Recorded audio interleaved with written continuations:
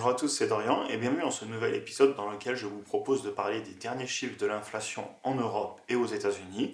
On parle ensuite des taux directeurs et des discours qu'il y a eu aux deux banques centrales, donc européennes et américaines, ces derniers jours. Ensuite, on parlera bien évidemment du coup des impacts directs de ces nouvelles politiques monétaires ainsi que des opportunités et comment se préparer à les saisir. Et en fin de vidéo, on parle du cours de l'euro-dollar, du cours aussi du S&P 500, du Nasdaq et du CAC 40. Comme d'habitude, on ne perd pas de temps, on rentre dans le vif du sujet. Donc tout d'abord, l'inflation en Europe et aux États-Unis, les chiffres sont sortis ces derniers jours. En France, on est encore une fois sur du 6,2 en octobre et en novembre. Donc on voit qu'on n'a pas encore engagé une vraie baisse franche. Et d'ailleurs, je lisais des articles, notamment des données de l'INSEE, qui expliquaient qu'ils pensaient que l'inflation allait piquer certainement en janvier et février, notamment avec le prix de l'essence qui va remonter, puisqu'on avait des aides gouvernementales qui vont sauter. De la même façon, les prix du gaz, de l'énergie vont globalement augmenter.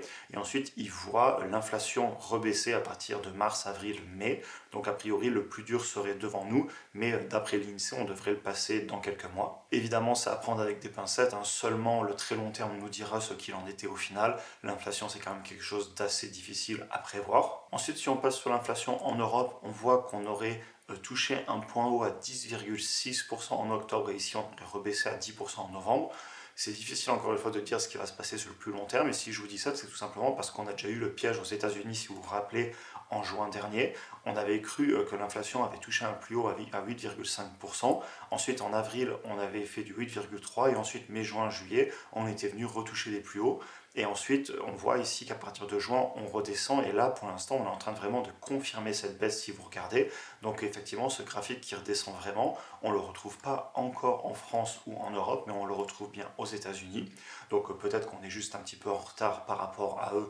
Aussi, on souffre beaucoup plus du prix de l'énergie avec le cours euro-dollar qui avait fortement baissé ces derniers mois. On avait cassé la parité. Vous vous en rappelez, on en avait parlé dans pas mal de vidéos. Donc là, sur l'inflation aux États-Unis, on parle de l'inflation totale. Et maintenant, si on va voir le core inflation, donc c'est où on enlève tout ce qui est alimentaire et énergie. On voit sur ce graphique qu'on était remonté plus haut un petit peu plus tard dans l'année, vous vous en rappelez, on en avait parlé en septembre-octobre, et là par contre on est bien aussi globalement en train de confirmer sur 2 mois d'affilée une baisse du core inflation, et si on regarde ensuite le dernier point d'un mois sur l'autre, donc l'augmentation chaque mois de l'inflation aux États-Unis, on voit qu'on a fait 0,4 en septembre-octobre, et là on vient de refaire 0,1 en novembre, ce qui est mieux que ce dont attendaient les marchés, et donc c'est globalement pour moi un bon signe, mais attention, il faut être très prudent, et ça me permet du coup de rebondir sur le deuxième point. Au niveau des banques centrales et des taux directeurs, les banques centrales sont extrêmement prudentes et elles ne veulent pas parier de suite sur une baisse de l'inflation. Donc commençons avec la Banque Centrale Européenne.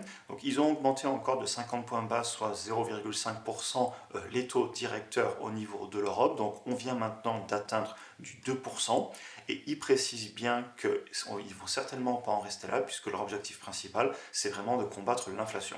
Et donc c'est précisément ce qu'ils disent ici. Ils estiment en particulier que le taux d'intérêt doit encore augmenter à un rythme régulier, donc on va certainement avoir d'autres augmentations dans le futur, afin d'atteindre un niveau assez restrictif pour assurer que l'inflation revienne vers l'objectif des 2% à moyen terme. Et d'ailleurs, je trouve que c'est assez bien expliqué, à chaque fois c'est ce que je vous dis, c'est une histoire d'offre et de demande, et ils le disent ici, il faut des taux assez restrictifs pour réduire l'inflation en freinant la demande afin d'éviter un risque de glissement à la hausse de l'inflation, c'est-à-dire qu'on va rendre l'économie, on va ralentir l'économie en augmentant les taux d'intérêt, c'est plus dur d'emprunter, etc. D'ailleurs, on en parlera juste après de tous ces impacts sur l'économie, ce qui fait que il y a moins de pouvoir d'achat, donc moins de demande, et donc l'offre et la demande se rééquilibrent et les prix arrêtent d'augmenter. Évidemment, c'est un discours qu'ils doivent tenir puisque c'est leur principal mandat, et ils précisent ici qu'ils continueront à prendre des décisions dépendantes. Cependant, on sait que les banques centrales peuvent être extrêmement réactives, et si on se prenait une énorme récession, il se pourrait bien évidemment qu'ils fassent volte-face un jour, mais on n'en est pas encore là. Et ce qui est intéressant avant de passer à la Fed, c'est qu'on voit ici qu'ils prévoient de réatteindre 2,4% d'inflation seulement en 2025. Et on va voir, c'est un petit peu la même tendance qu'on a au niveau de la Fed, je vous le montre juste après, mais ils ont l'air de prendre conscience que ça va prendre effectivement des années à revenir sur l'inflation entre guillemets plus acceptable autour des 2%.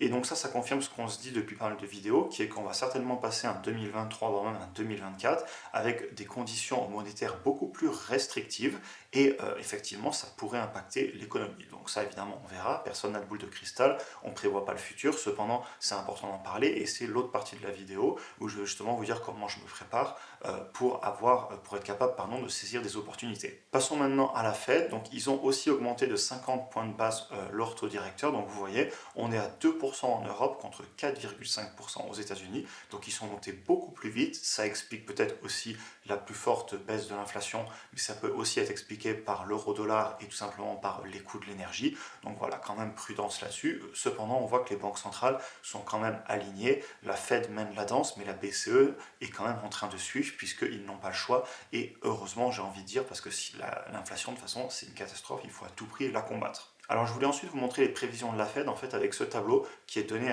après chaque réunion, le FOMC meeting qu'on appelle, où ils se réunissent tous ensemble, donc toutes les personnes qui sont au bureau de la Banque centrale américaine et qui discutent. Et en fait chaque point correspond à chaque vote, ou plutôt à chaque avis sur les taux d'intérêt futurs. Et on voit ici qu'en 2023, la majorité des personnes qui sont dans ce comité pensent qu'on sera entre 5 et 5,2%. Et ensuite, on voit qu'en seulement en 2024, ils pensent qu'on sera globalement autour des 4% et qu'on devrait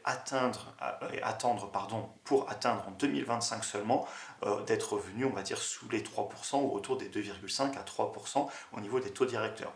Donc exactement comme la Banque centrale, ils ont l'air de dire que ça va prendre plusieurs années avant de ramener sur des taux d'intérêt plus bas, ce qui m'invite aussi à passer à la deuxième partie, qui est que justement, on risque d'avoir pas mal d'impact sur le moyen terme au niveau de l'économie, etc., puisque les taux, ils sont en train de les remonter, ils vont rester élevés, et donc on va maintenant parler de tous les impacts justement de ces taux directeurs. Donc on va commencer par ce qu'on appelle le risk-free rate. En fait, c'est le taux d'intérêt sans risque que peuvent avoir les investisseurs, notamment en achetant par exemple des obligations d'État.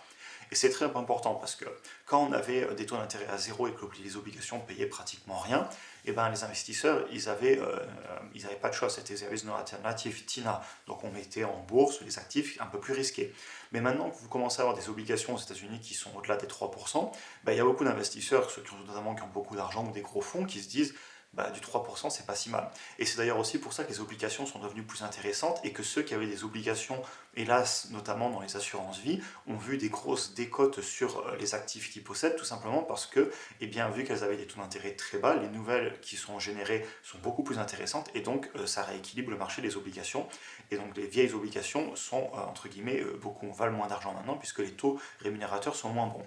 C'est toujours pour ça que je disais que j'ai toujours été un petit peu énervé et écœuré par le fait que les personnes qui ont les assurances vie qui se sont fait vendre des obligations avec des taux d'intérêt très bas se sont clairement un petit peu fait plumer, surtout s'ils ont tout mis. Après, si c'était qu'une partie, c'est très bien, mais voilà, moi personnellement, c'est quelque chose quand même qui me fait peur d'acheter des outils financiers qui ne dépendent que des décisions des États. En parlant de risk-free rate, donc du taux du retour sur investissement sans risque, et bien du coup tous les calculs de DCF sont à revoir, donc tout ce qui est de prévoir le cash flow futur des entreprises et de le ramener dans le présent et de le comparer par rapport à un investissement sans risque, donc des obligations d'État par exemple américaines, et bien vu que maintenant les taux sont vachement remontés, il faut revoir les calculs et des entreprises vont être entre guillemets moins rentables avec un plus faible retour sur investissement par rapport à un investissement sans risque. Donc ça a un impact énorme sur les cours en bourse évidemment, puisque les entreprises deviennent moins intéressantes en comparaison aux obligations. Un autre point que je retiendrai, et ça c'est important, je vous en parle souvent, c'est la baisse du pouvoir d'achat via la dette, c'est-à-dire les taux d'intérêt remontent, donc à salaire équivalent,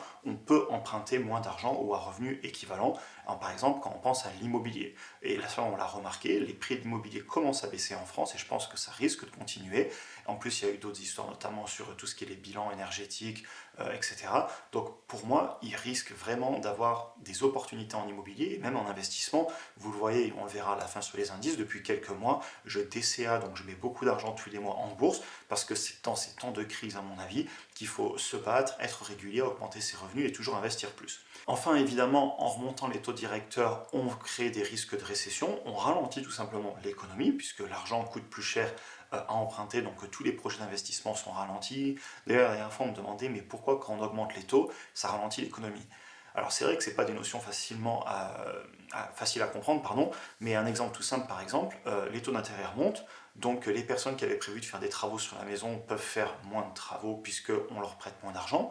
Donc les entreprises, les artisans tournent moins, donc il y a moins de revenus, donc il y a moins d'économies, il y a des personnes qui peuvent perdre leur emploi.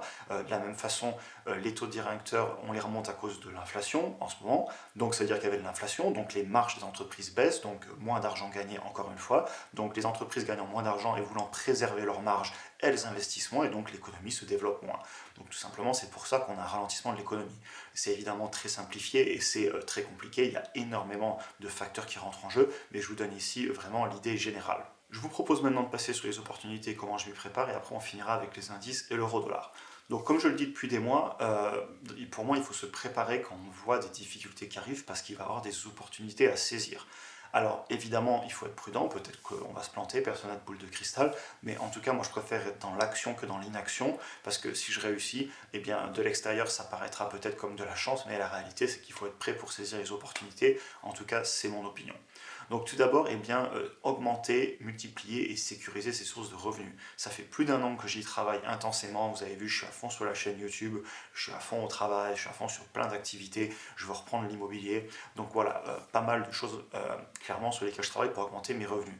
Ensuite, avoir les finances personnelles, dialed in entre guillemets, vraiment maîtriser, c'est-à-dire que maîtriser ses dépenses, maîtriser son budget, tout ce qui est les bases, c'est-à-dire que quand ça va devenir dur, si vous avez réussi à créer un écart entre vos revenus et vos dépenses, eh bien vous allez être capable d'investir, d'avoir de l'apport, par exemple pour faire de l'immobilier. Avoir du cash prêt à déployer. Actuellement, j'ai pas mal de cash par rapport à mon capital en réserve, je suis autour des 20% en cash, ce qui est pour moi assez élevé, mais je suis obligé parce que si je vois une opportunité, il faut que je puisse peut-être faire un apport en immobilier. Si je vois un énorme crack, si le VIX vient exploser et qu'on a les marchés qui dégringolent en 3-4 jours de 15-20%, ce qui est possible si on a un autre crack, et bien dans ce cas, je dois être prêt à déployer massivement et donc je vais être prêt.